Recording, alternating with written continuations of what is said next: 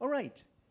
Welcome to this Asia Society Hong Kong Center event to discuss the Outlook Asia 2024 Economic and Political Risks and Opportunities.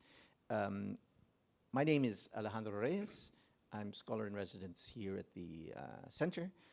I was until recently a director of the Asia Global Institute, which is the think tank on global issues at the University of Hong Kong, and I was also adjunct professor there at the University of Hong Kong. Before that, before going to the institute in 2019, I led Asia Pacific policy planning at the Canadian Foreign Ministry in Ottawa for 2 years, and even before that, sometime I was senior policy advisor to the Canadian Foreign Minister. So this is where I'm coming from as a kind of practitioner on the geopolitics front. Our real economic expert is sitting here, my old friend, ever young though, Manu Bhaskaran. I don't know when we met first. It was, I don't know, the 80s maybe, or 90s or something. Anyway, Manu is from Singapore. He is a partner of Centennial Group International and the founding director and chief executive officer of Centennial Asia Advisors. Manu has 40 years of experience in economic and political risk assessment and forecasting in Asia. Before joining the Centennial Group, he was chief economist for Asia of a leading international investment bank and managed its Singapore-based economic advisory group. Manu serves as member of the Regional Advisory Board for Asia of the International Monetary Fund, the IMF, Senior Adjunct Fellow, Institute of Policy Studies, Council Member of the Singapore Institute of International Affairs, and Vice President of the Economic Society of Singapore. Manu has a master's degree in public administration from the Kennedy School of Government at Harvard University, and a bachelor's degree in economics from Cambridge University. And I know this for sure, you are a CFA. I was involved in that a little bit, right? Okay, so thank you, Manu, for being here. He's really fresh from Singapore. And so what we're going to do is kind of an intimate audience. So I'm very happy if you want to intervene whilst we're talking. It's fine, because we're very intimate. But our task here is to discuss the economic and political outlook for the Asia Pacific in 2024, focusing on key economies, with particularly ASEAN and maybe China. And we'll also look at geopolitics. So that's me kind of going to pepper in some of the geopolitical talk. But Manu is, of course, a political economist, so he's also very adept at giving that sort of analysis. And as you all know, there are quite a number of elections coming up in the world, starting in January with Bangladesh. You thought I was going to say Taiwan, but Bangladesh is coming up first, and then Taiwan, and then Indonesia, India, and then of course we have the big enchilada, the United States in November, which of course the United States primary process will start as early as January. So a lot of the silly season of American politics will certainly start pretty early in the year. But I thought, and we thought, it would be important to start in terms of our analysis, discussion, to start with the big elephant on the agenda, which is the just concluded summit between the Chinese leader Xi Jinping and the US President Joe Biden. For those who haven't had a chance to look at their phones, the key developments have been that there's they were meeting in a mansion, I guess, in outside of San Francisco, which is famous for, I think, being the outside of the Dynasty TV series home. When you watch, for those of you of a certain age, if you were watching the Dynasty TV series, I think there was an aerial shot, and that was the home at which the mansion at which they met. And the main takeaways were that there's a resumption of mill-to-mill talks, but we kind of knew that was going to happen. So Secretary Austin, the Defense Secretary, is to meet his as yet unnamed counterpart there's been an agreement to address fentanyl issue, but not just the import of the drugs or the trafficking of the drug, but addressing the manufacturers of the precursors in manufacturing the drug. So that's very important. If the drugs, fentanyl is manufactured in the mainland, but China is meant to now address the manufacturing of the ingredients for fentanyl. So that's kind of interesting. There's cooperation on risk and safety on artificial intelligence, which kind of is an interesting move.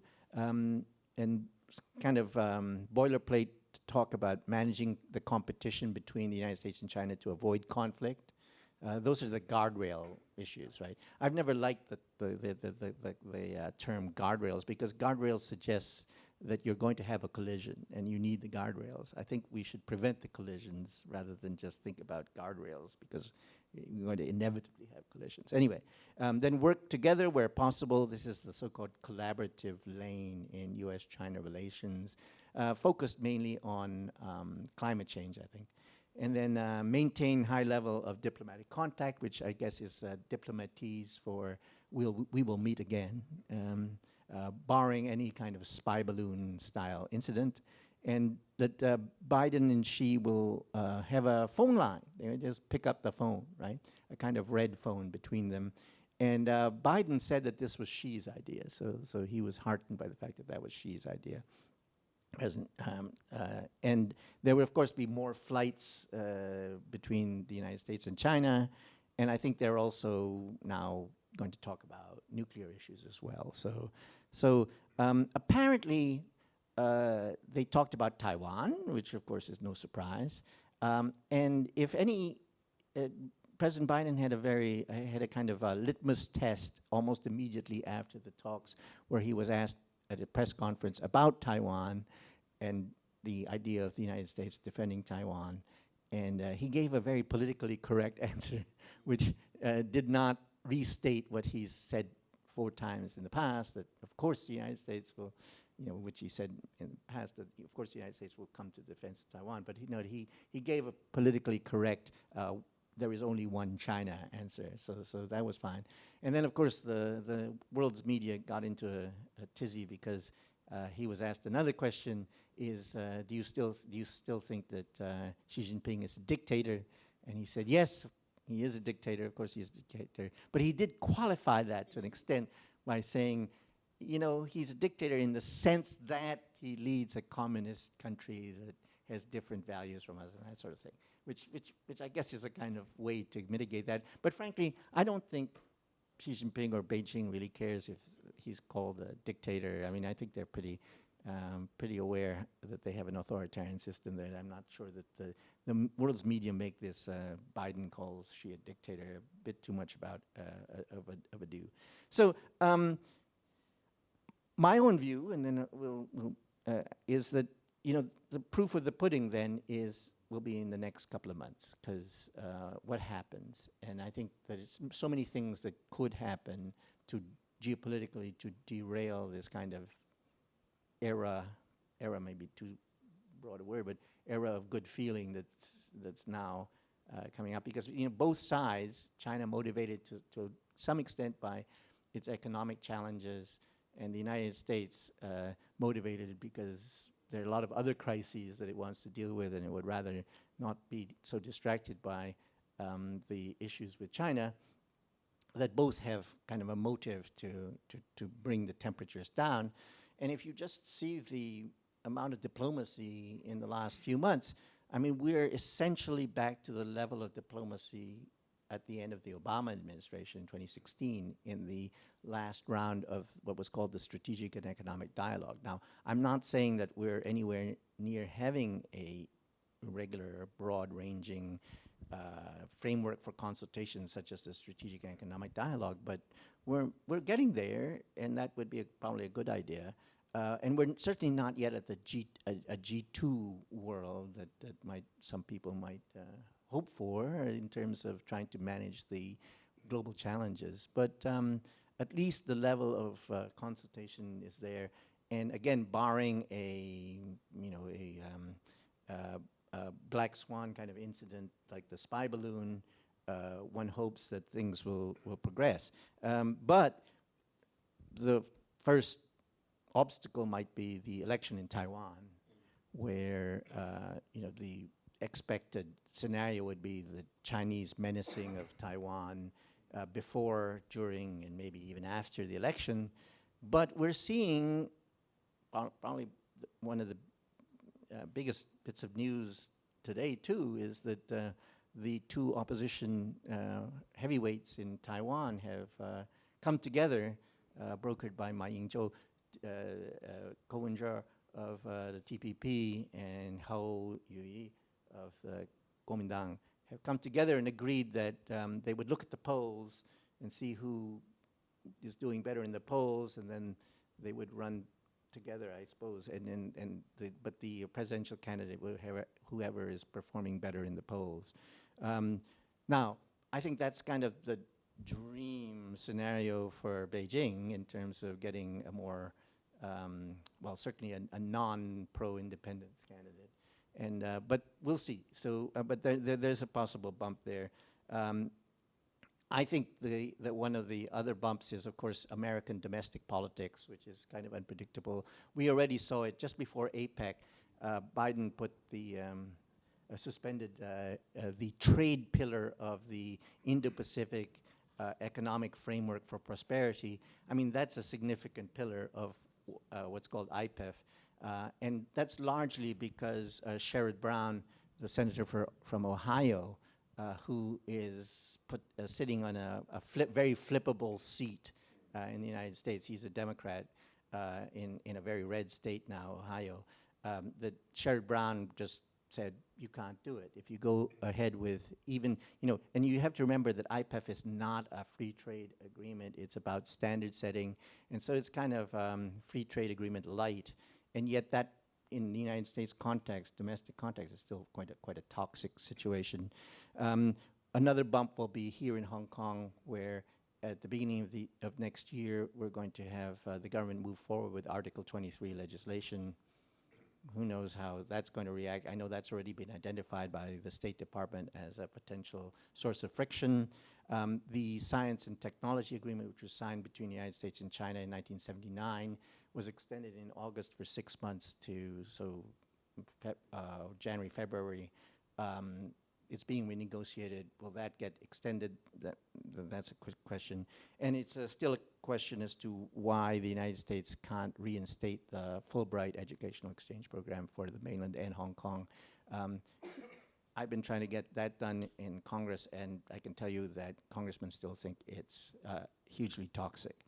So the United States might well impose more restrictions, entity list stuff, the usual things. So Manu, to you, and I'm sorry, too long a preamble, but what are your thoughts on the Xi-Biden meeting, particularly on the sort of economic dimensions? Do you think that given the economic situation in China and the kind of messy situation in the United States, politically as well as in terms of the budget issues, that this is what's driving them together, and will it last? Well, I think the overarching issue is that there is going to be contestation between these two powers, and it is going to be long-term, and it's very fundamental, and it's not resolvable easily because it's all about the Western Pacific, who controls it. And for both powers, I think it's just non-negotiable. So this is going to last a long time.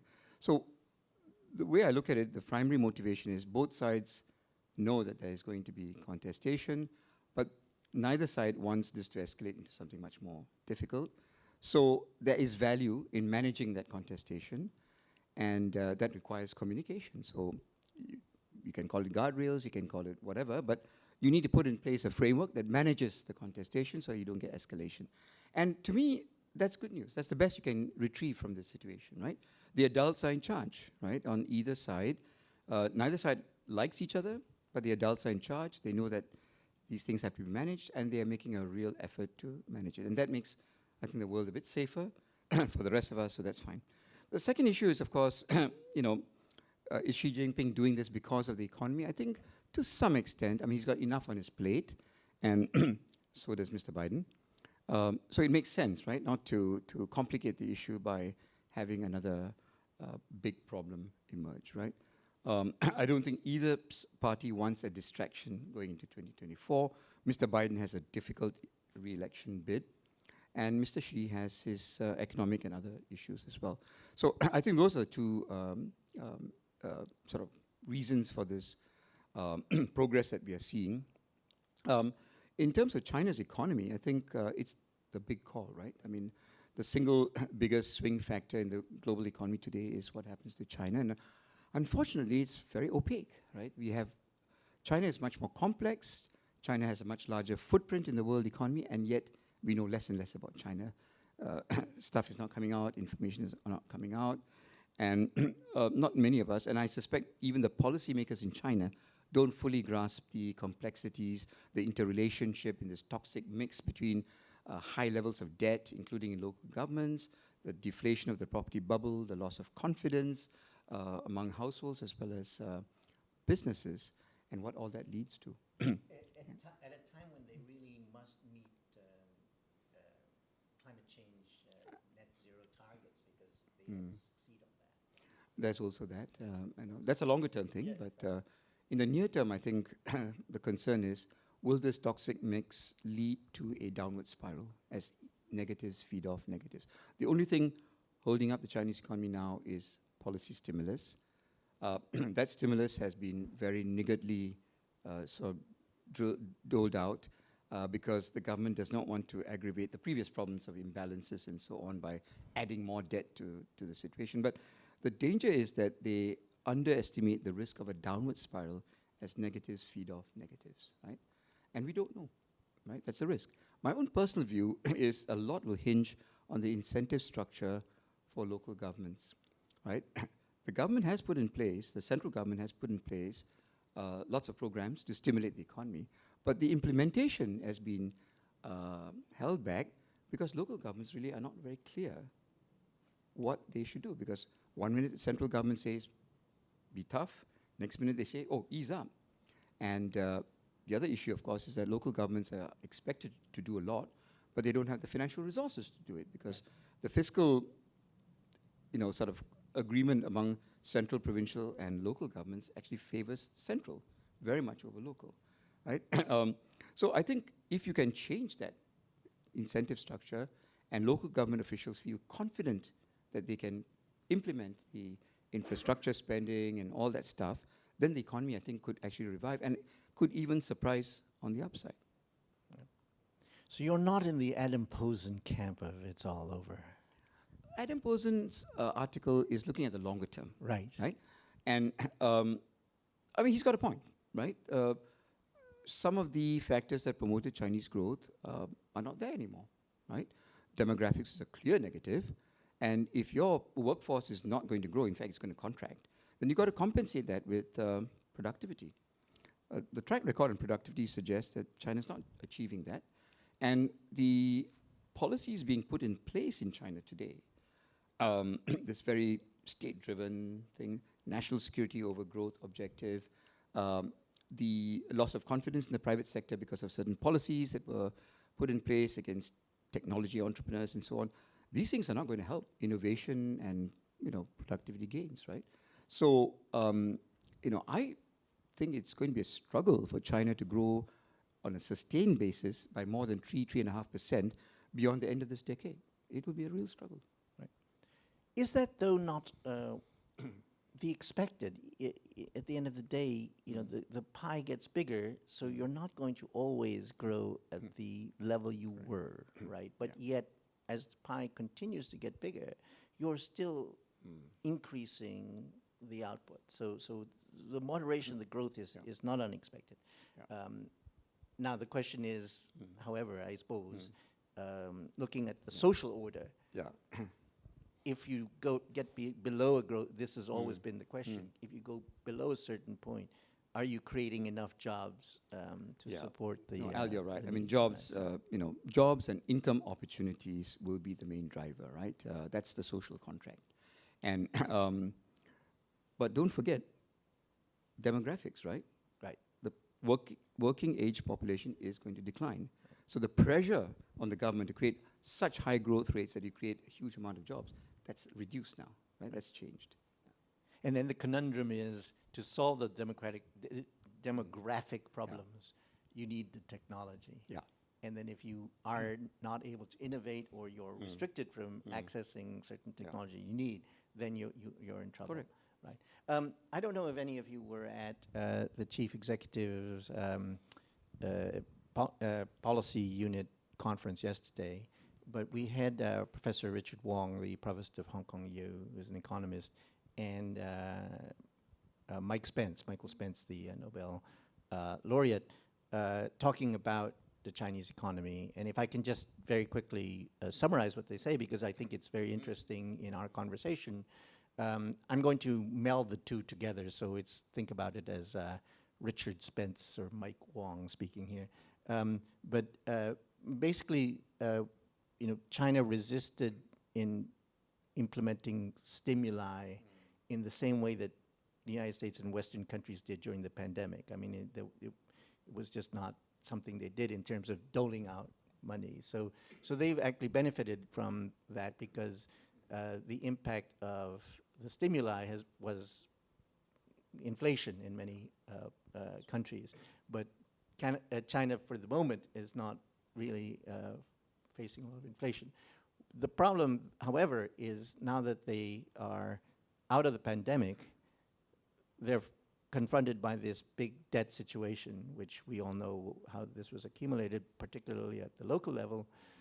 And if you're going to do any deleveraging, how do you achieve that? And Richard Wong was particularly blunt by saying China will have to let entities and owners bear the required losses, were his exact words. And people pressed him, but I mean, suggesting maybe a harder landing than we might normally expect from in China, and that there might be certainly more bankruptcies or companies going out of business in the same way we've been seeing in the property sector. Mike Spence was equally grim in that negative in terms of that outlook, particularly with the debt. But he said the surprise might come from the technology part, because China might surprise, as it has done very recently with the Huawei phone, that you can restrict access, you can assume that they're not going to be able to innovate, but China has surprised consistently on that score. And somebody pointed out at another event I was at that the Huawei phone that has caused so much consternation in Washington or whatever, that it actually has, and I don't know if this is true, I wish I remember who said it, they had 0 components made in the United States, and 47% of its components were made in China. So, I mean, just think about that, you can starve them of access, but if there's one country that can surprise on the upside for them in technology, it's China. Manu, there was another big visitor to Joe Biden just a few days ago, and that was Joko Widodo, the president of Indonesia, who was welcomed at the White House. And indeed, the US and Indonesia announced, and this is always kind of diplomatese, right, that we're raising the level of our relationship to a comprehensive strategic partnership, which is kind of like, we're going to be talking on the economics and strategic side at a very high level consistently and regularly. Maybe short of a kind of Five Eyes arrangement where you're sharing intelligence, but it's getting there. And you might recall that in the summer when Joe Biden went to Hanoi, to Vietnam, he also, the two countries also announced that they had raised their relationship to comprehensive strategic partnership level. So just think about that. Now, it struck me when I heard this is I was reminded of a few days ago, for those who are Bloomberg readers, Bloomberg issued a report where they identified 5 economies that they called connectors, right? So connectors in a fragmenting world. That these are economies that are benefiting from the reshuffling of supply chains in response to the US-China tensions, right? So these are countries that are on the upside because the US-China are in dispute, and so they're benefiting. 5 economies that Bloomberg identified were Poland, Mexico, Morocco, and then, you guessed it, Vietnam and Indonesia, right? And I would just point out that Vietnam is part of the Indo-Pacific Economic Framework for Prosperity, as well as the TPP, the CPTPP.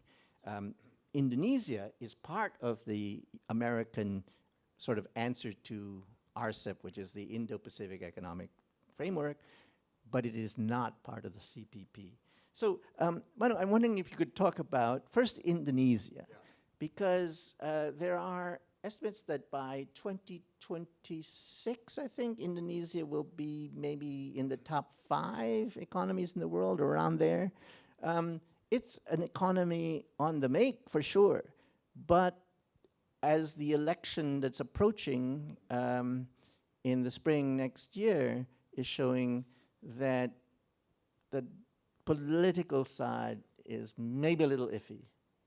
What are your thoughts? Well, yeah, I think Indonesia has been enjoying roughly 5% growth for the last few years, very steady, but it has failed to break through to the 7-8% growth that really makes a country very attractive to investors and causes excitement. And it's the kind of, 5% is middling. 7% is when you get structural transformation, real change that elevates the quality of the companies, the sophistication of processes and all that. We're not seeing that yet, and that's a failure. And that failure is related to, I think, more inward-looking policies, lots of red tape, restrictions on foreign investors, and so on. So yes, Indonesia is benefiting to some extent from the reconfiguration of supply chains, but it is nowhere near benefiting as much as it should be. Vietnam is the big winner, right? And if you look at the stuff out in the company earnings announcements, announcements being made about companies, by companies about investing and all that, what is happening is that the process of relocation of production out of China is broadening out and it's accelerating. Some of it, yes, is coming to Indonesia, but not that much. More of it is going to, of course, Vietnam, but also Bangladesh. Increasingly, Malaysia and Thailand is getting some stuff. And of course, Mexico is a big winner.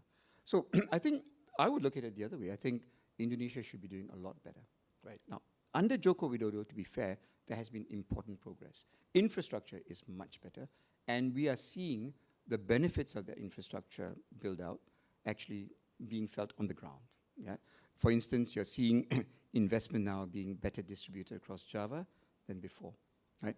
He's had a success with the nickel policy. I'm not so sure that that kind of policy will work in other commodities.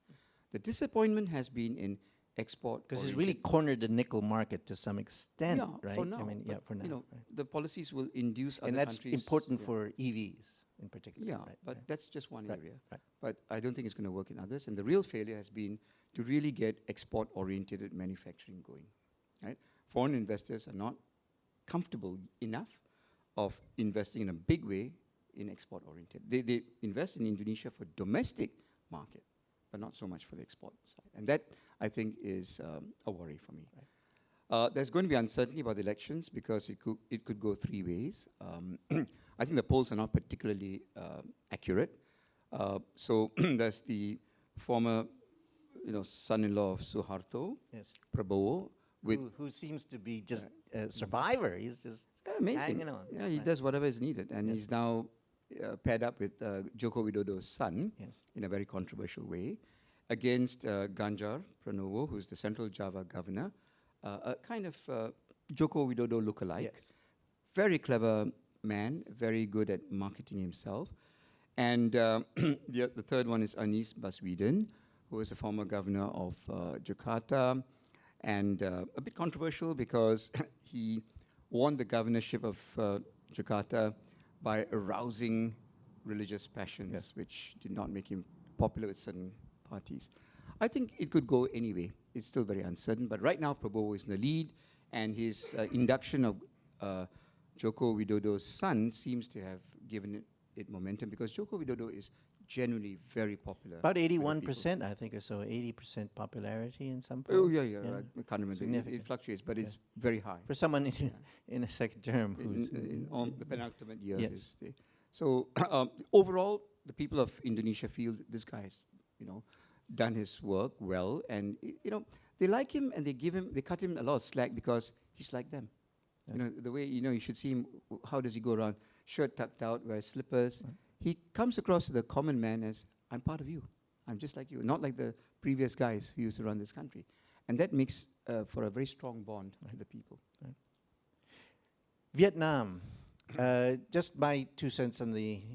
I agree with you. I think Vietnam is clearly a big winner on the... but, it's a trend that's been happening from even before the pandemic. I mean, the China +1 strategy was benefiting Bangladesh, Vietnam, to some extent other countries. But I think there has been political infighting in Vietnam within the Communist Party. I think that is not over, even though it looks like it's over. And I do think one of the challenges going forward, particularly as the United States looks to Vietnam, and maybe the West looks to Vietnam and brings them in, CPTPP, into IPEF. Vietnam has similar baggage to what China has in terms of human rights issues, in terms of its ability to actually meet the commitments. Now, you think about the reform commitments required to be part of the CPTPP. The reason why China really was realistic about not being able to join the CPTPP at the start was because a lot of the commitments required in that gold standard of trade agreements, China just was not able to do. Now, of course, China has applied to join, and there are questions as to whether they are now, would they be able to accede to CPP at the standards that required. Vietnam is there, and for some reason, does get a pass as to their ability to meet those requirements. But my understanding is that there are already signs of some backsliding in terms of its ability to meet some of the social standards. Now, this could become a point of contention down the road.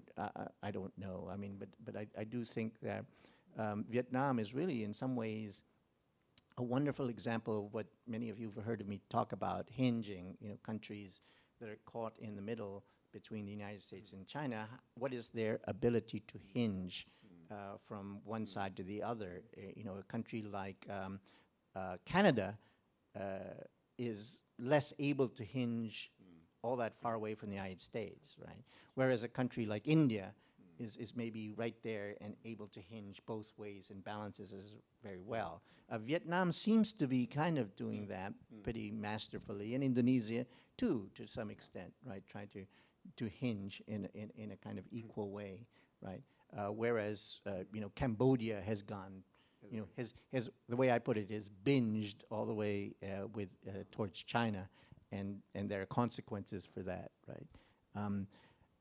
Before we leave Indonesia and Vietnam, I have to ask you about the investment in the new capital and the significance of that, because that seems to be either going to be a big white elephant or the greatest thing since sliced bread, right? Or somewhere in the middle, I suppose. To be honest, putting a new capital in the middle of the Borneo jungle, doesn't seem to make much sense to me. The track record of building new capital cities anywhere in the world has been pretty bad, right? Abuja, Brasilia, and so on. And Putrajaya, when Malaysia moved its capital, Putrajaya, sort of worked because Putrajaya is not that far. It's not too far. And it's part of the mass transit system, Yes. right? It's near enough. So that sort of worked, right? Even that, though, I think, could have been done differently. But this is, the challenges are incredible, and I think it's very costly. And if you're a country with limited fiscal resources and you have massive challenges, particularly in terms of adaptation and mitigation of climate change, what do you spend your money on? The fact of the matter is that Jakarta is going to remain a very large population center. It is sinking and it needs help. And if you take resources away from the necessary work in those places and you put it in the jungle in Borneo, does it make much sense? And I think it's difficult to, I mean, I can understand why he wants to do it, because Nusantara in Kalimantan is sort of in the middle of this large archipelago, but I don't think that's an important. I'm wondering if, just politically speaking, that's one of the reasons why Joko Widodo wanted his son to be in the next administration. He wants continuity, right? There's He some wants his kind of legacy continuity, protected. but I think that the Nusantara might be one of those. Nusantara is very important to him. Very important for him. And candidates like Anis at one point made it very clear that they would not support it. Right? So before we open up to questions, please get ready. I wanted to talk about two more economies, key economies. Certainly one that's having an election soon as well, India. Right. What are your thoughts? I just, from my perspective on the geopolitics, we're going to see a number of state elections, I think this month and right now, Ongoing. and those will give a good indication. If you're interested to see where the winds are blowing in India today, it always seems from the outside that Narendra Modi of the BJP is very well ensconced, but he is not without great controversy in India. And certainly I find it difficult to find a non-resident Indian who's actually supportive of Modi. I know there are there, but among my friends, which maybe says a lot more about my friends than it does about the real situation. But most of my friends, my non-resident Indian friends, are very critical of Modi. I think that's probably because I know them from journalist days, and journalists are not very happy with Modi. But anyway, I think it'll be bears watching, because he's been in power now quite some time, and he certainly is geopolitically the belle of the ball, really. I mean, if you think about the Canada-India controversy and how a lot of other countries are kind of soft pedaling it and not really openly supportive of Canada's position, but yet, frankly, India killed the guy. I mean, I don't know if that should be off the record, but frankly, India was involved. And if you look at what's happening in Qatar, where there are 8 Indians sentenced to death for espionage, I mean, it's clear that India today does things that the world might find objectionable if China did them, right? But yet India gets a pass, right, to some extent. And I think that's the reality of the world, right, today. So, but what about the economy? So, your thoughts? The question about India has always been, can it be a determined marathoner like China, right, running at a high speed for a long period of time and achieving extraordinary transformation of its economy? Or is it one of these countries which can manage an occasional burst of sprint, does very well for a few years and gets exhausted and takes a rest? And, I think it's more of an occasional sprinter. I think we are on the verge of another sprint. I think we're going to see a few years of really very, very strong growth. I think a lot of the hindrances to the economy of the last few years, the problems in the banking sector, the problems in the non-bank sector, the excessive debt on the balance sheets of corporate sector, all these things have been managed down. And I think India is on the verge of reaping some of the benefits of some of the good policies that have been put in place in the last 10, 15 years, GST, Aadhaar, the... and that predates Modi. Some of these matters, GST and Aadhaar and all predate financial inclusion. But the infrastructure build-out has been quite incredible. And I think we are going to easily see 7-8% growth for many years to come. The question is, can that be sustained? And what worries me about India is that there's been an inward turn, right? Somehow the Indian elite, to me, seems to have convinced itself that India cannot be competitive, right? That if they open up their economies, there'll be a flood of imports from China and ASEAN, so they don't want to do that. And I think that's a mistake. I think if you look at Indian companies and the quality of the companies and the management, if you subject them to competition, I think there will be a period of pain, but eventually they will adjust, and they will adjust very well. And I think that's going to hold India back. And that's my big concern. Right. I think it's quite telling. You might recall that India, at the 11th hour, withdrew from the RCEP, from the Regional Comprehensive Economic Partnership, the ASEAN China-led free trade arrangement, because they couldn't handle it. I mean, they were afraid. To be fair, I think India had some reasonable requests of ASEAN. Open up the services sector where I'm competitive, and I'll open up the manufacturing sector where it was reasonable. And it's actually very telling about India's geopolitical position with ASEAN, that ASEAN countries would not agree to what was actually a reasonable request. And I think Indian diplomacy needs to answer for that. I think you're too generous there, but there we go. From the Canadian perspective, not to pour salt on the wounds that now exist, but I'd just like to point out that Canada has been negotiating some kind of closer economic arrangement with, I'm not even using the free trade term, but closer economic partnership with India since the turn of the century. Actually, the best way to cut short the life expectancy of a trade negotiator is ask him to negotiate with India. Yes. Well, and right now, Canada-India trade negotiations have been suspended, but I mean, they haven't gone anywhere since the turn of the century. So, gosh, the reality of that just shows you how difficult it is to have trade negotiations with India. I will say no more about that. Then we cannot go on to the audience without first asking Singapore. I think what's strong views on I think what's fascinating to me always. So just by way of information, I was Asia Week bureau chief in Singapore magazine for 2 years until the government asked me not to stay on, is the way I put it. Very kindly did not renew. Yes, did not renew my visa. I have great fondness for this country because I think it's in those days it was harder to report in Singapore than it was to report in mainland China. I believed. That's right. I think that was true, to be honest. But it's now undergoing a leadership change, which happened just after I left. Because I remember one of my main focuses when I was reporting was the illnesses of the two deputy prime ministers, one of them who went on to become Prime Minister, Lee Hsien Loong. But it has now been announced that the fourth gen will take over in November, I think. At the latest, next year. And I would imagine there would be a general election fairly soon after that, because it's been clear. The Prime Minister, Lee Hsien Loong, has said that the fourth gen will take over and they will lead the PAP into the next election. So where are we in Singapore? I'm more concerned about the leadership issues and the quality of the leadership. But the economy, except for the high costs. Well, you don't want me to talk about the politics, eh?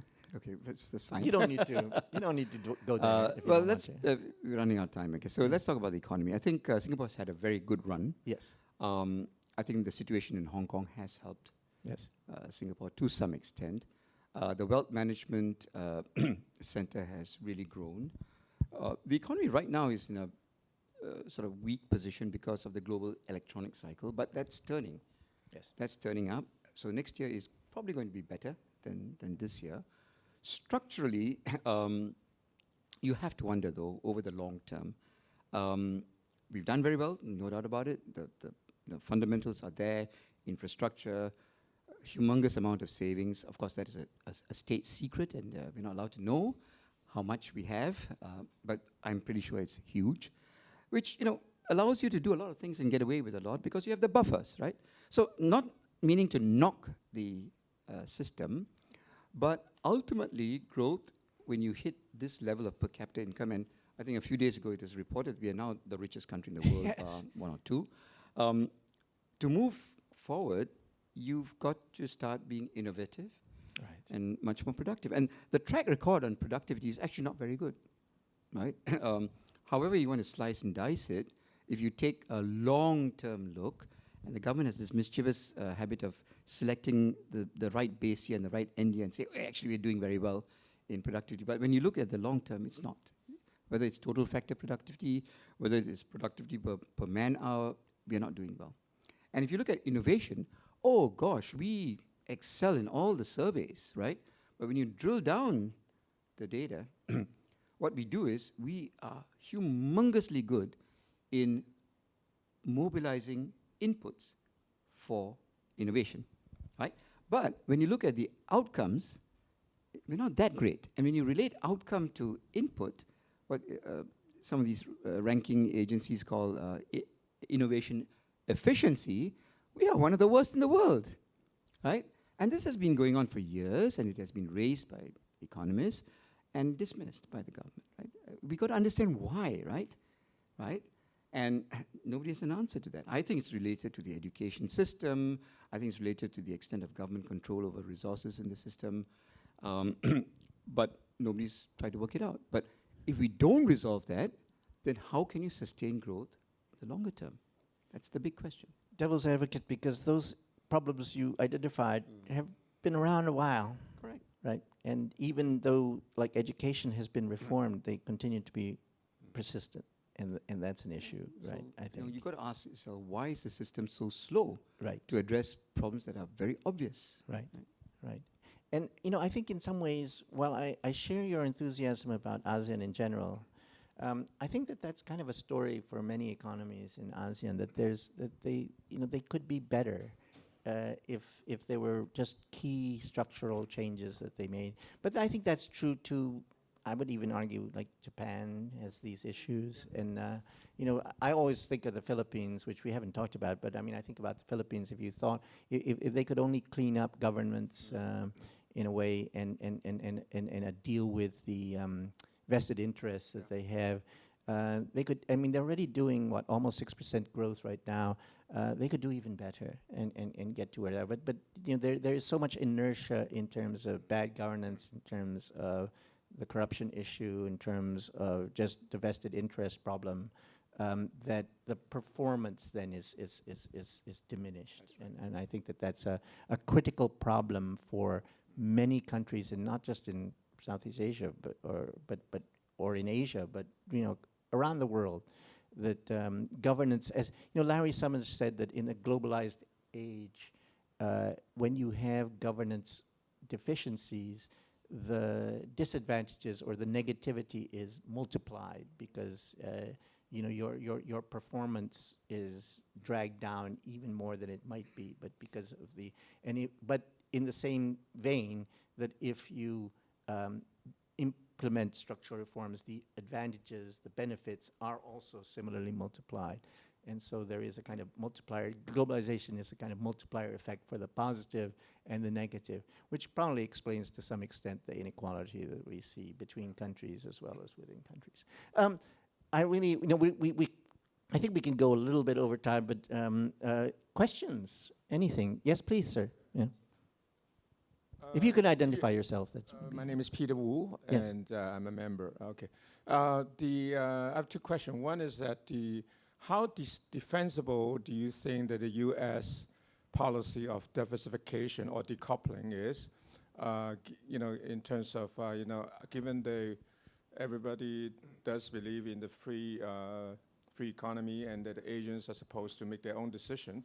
The company, the multinationals, should be able to make their own decision as to how to allocate their resources in different countries. Why should be the government, U.S. government, for all countries, to be so actively involved in setting up rules to restrict the companies? I mean, part of China's economy's issues, problems, come from this kind of forceful oppression, as I guess some of the Chinese officials were using the word, against the Chinese investments. And then so all these companies are moving out of China, and so there's outflows of direct investments into China. So that's one thing. I mean, in terms of how justifiable, I know that the U.S. can obviously make that decision, although whether it's justifiable or not is another question. So given that both of you are very, very... Manu? Yeah, I mean, there's a big power contestation going on. Big powers, big countries are bullies, right? I won't favor one over the other. All these guys will push their interests in a very aggressive manner if they can get away with it. And the US is using its power to achieve certain things. China is using its power in the South China Sea to achieve other things, right? So nobody's innocent in all this, right? I look at it very selfishly from the perspective of a small country, Singapore. And how do we deal with this situation, right? I don't take a moral stand because I take the world as a given, right? Big countries bully small countries. Australia, even nice country that it is, bullies East Timor, right? Everyone does it. Unfortunately, that's the world we live in, right? And we can get morally outraged and all that, but that's the world we live in. So how do we deal with it? That's the thing. First thing is, are there adults in the room so that these things don't escalate into something much worse? And I think, at least for now, that's there. So I'm grateful for that. Second thing is, for us, the rules-based international order is important. And both the US and China have not contributed to it. The US, by eviscerating the WTO, I think has done a great disservice to world trade, right? So unfortunately, all these countries misbehave, and small countries will just have to adjust to it and find ways around it. Right? Where there are silver linings, like in ASEAN's case, I think we will gain from supply chain reconfiguration, so thank you very much. We'll benefit from that.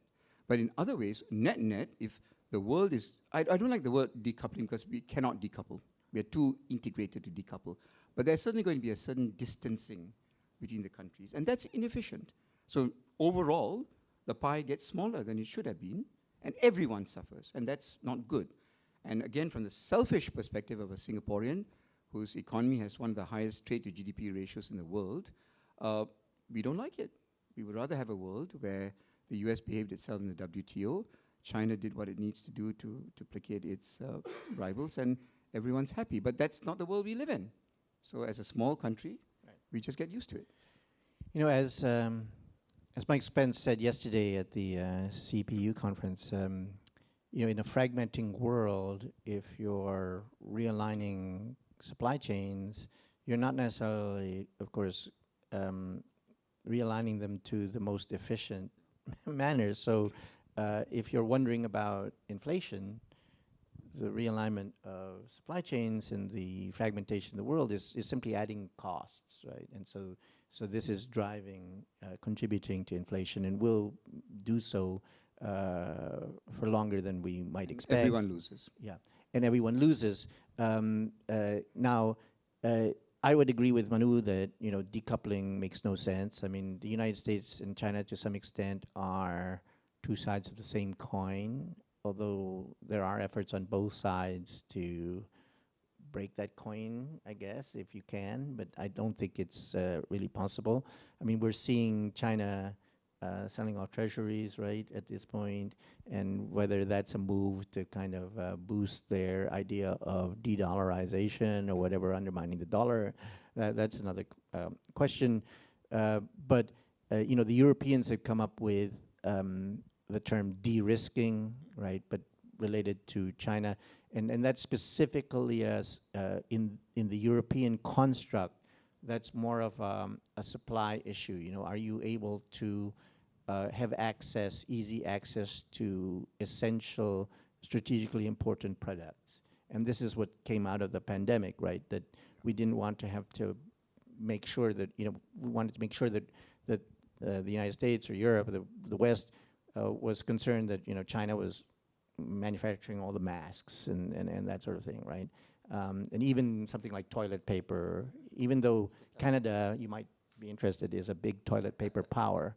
No, seriously, look it up. Canada is a big toilet paper power, has been, will be forever and ever. But those things changed the thinking. And then, of course, layer on to that this concern about national security. So national security now, because certainly if you go to any of the foreign ministries in the world, or even the Treasury departments or commerce departments around the world, the hawkish folks the defense military intelligence establishment are controlling a lot of the narrative in terms of understanding, particularly a relationship with China, and national security trumps everything, so that there is this argument that for the sake of national security, the costs be damned, we want to protect our people. And this is a very powerful argument that is very difficult for, multilateralists or, trade people to kind of overcome. Or, it's just not possible. The Intel people say, oh, we see things you don't, right? I mean, right, yeah, sure. But anyway, so I do think that, we're in a world where, unfortunately, this is something that I think is going to continue, I would agree, for some time. And especially as we approach an election period, if the United States can't get itself to even reinstate an educational exchange program with little old Hong Kong because it's too toxic, then, recoupling or, cooperation on technology. I mean, I was happy that in the Xi-Biden meeting, they have this line on artificial intelligence. I mean, that's interesting.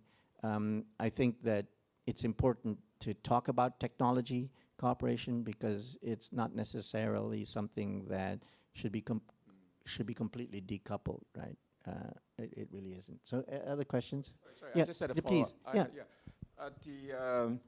I'm very glad you point out that China contribute a lot in terms of reducing the inflations, Right. the trend inflation in the United States over the past 10 years, and Longer, I think. and yeah, I mean, and they're just trying to. I mean, this is very negative yeah. to try to Yeah. restrict China.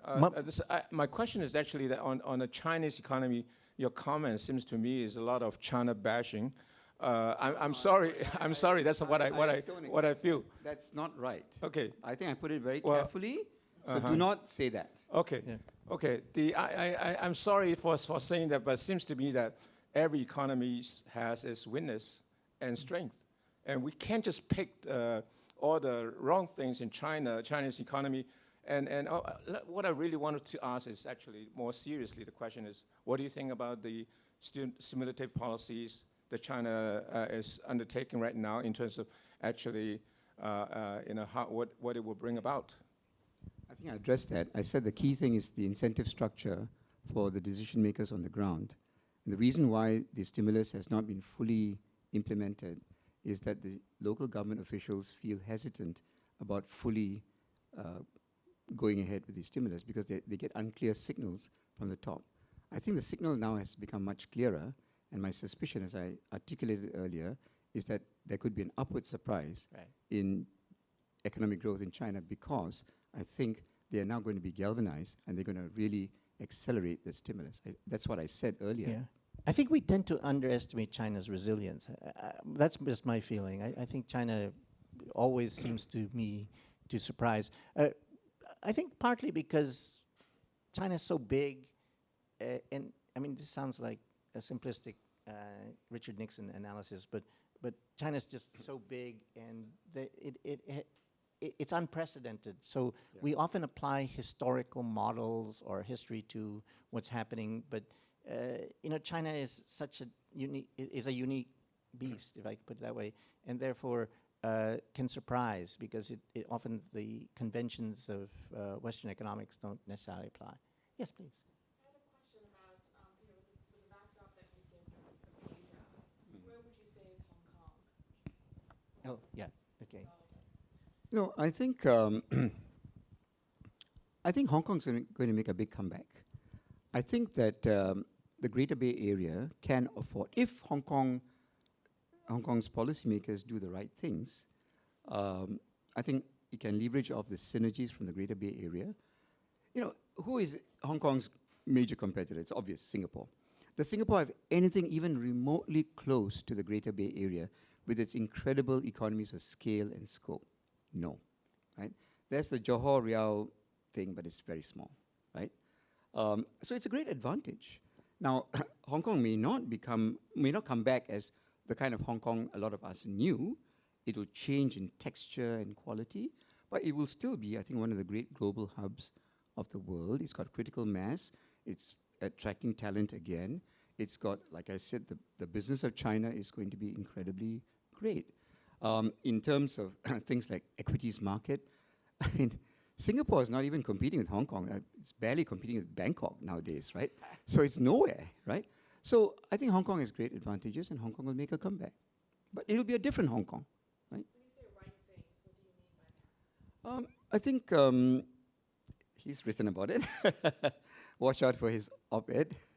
You know, I think the growth engines are not just going to be China, right? China is going to grow, and as Al said, the absolute amount of GDP created incrementally each year is going to afford a lot of business.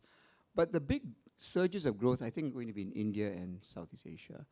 You know, I remember when I first came to Hong Kong, 1989, the level of understanding of Southeast Asia here was actually quite sophisticated. Over the years, because China became so important, quite understandably, the focus shifted to China, and there's much less understanding, I think, of ASEAN and India. So if you want to be participating in the new growth areas, I think you need to rediscover those networks, the understanding, have think tanks devoted to Southeast Asia, South Asia, and you know, that'll enable Hong Kong to then take advantage of the new growth areas.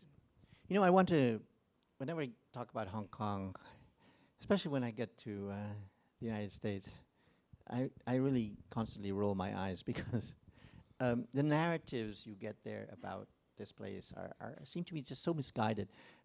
I mean, number one kind of narrative that I find difficult to understand is that China really wants to favor Shenzhen and Shanghai and wants to see Hong Kong, you know, left behind kind of thing, which, believe me, is a narrative that is out there in the West and is believed. Because when they look at the national security law, things like that, they think, oh, well, there's evidence, right? But I think I look at it completely different. The evidence of the national security law is evidence that they needed Hong Kong because they needed the order here. They needed people, particularly the business community, to feel safe here. And that was to preserve the international financial center role and not to undermine it, right? Because, you know, if you think, you know, I'm going to channel my friend James Falk, who some of you might know, who wrote Financial Cold War, the book Financial Cold War. I mean, James makes the argument that, you know, the Hong Kong will continue clearly to be, under Chinese rule, an international financial center, but post NSL or whatever, post-protest, post-pandemic, what's important is it'll be an international financial center in China. So the role of Hong Kong as the premier international financial center in China will be in that it must be more aligned than it's ever been with China's development going forward. And the world can take it or leave it, right? And unfortunately, for many, the NSL creates these kinds of, you know, specters of gloom, specters of suspicion and concern. But I think from the Chinese perspective, they provide stability, and from the business, now we can debate the human rights aspects of it, but that's not, you know, but from the Chinese perspective, I think Hong Kong plays the pivotal role. There was an interesting moment at the Chief Executive's Policy Unit conference yesterday when a significant figure, I forget who it was, from the mainland was asked just that question: does mainland want to, does Beijing want to de-emphasize Hong Kong and favor Shenzhen? And he said no. Although he seemed to hesitate, he said, "Do I have to answer the question?" Was the way, but I mean, the plain answer of it is that Hong Kong, if you look at the Greater Bay Area schema, I mean, the idea that Shenzhen or other places would not be the primus inter pares, if I could put it that way, of all the entities in the GBA is ludicrous. Hong Kong will have that pole position, and you know, Shanghai as replacing, I don't think so. I used to use the argument that China can, of course, afford two financial centers, but Hong Kong still is different from the mainland. One country, two systems still happens, still exists, and the sooner the West understands that, they should, the better. Yeah. Right. Other questions? I'm going to ask Manu for then to close. Looking at the perma-crisis that we seem to have, or omni-crisis, or whatever you want to talk about, or refer to it. We haven't even mentioned Ukraine and Russia and Israel, Hamas, the Palestinian problem.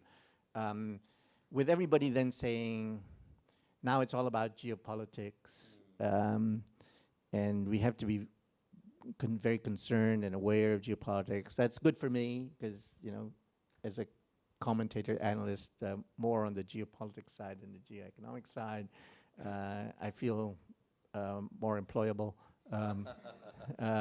But yesterday again at the CEPU conference, my erstwhile boss, Victor Fung, said basically the same thing, that the geopolitics is layering so many things, and even Hong Kong gets caught in the middle of all of that. But as a kind of pure, really top-notch economist, you were one of the best economists I know.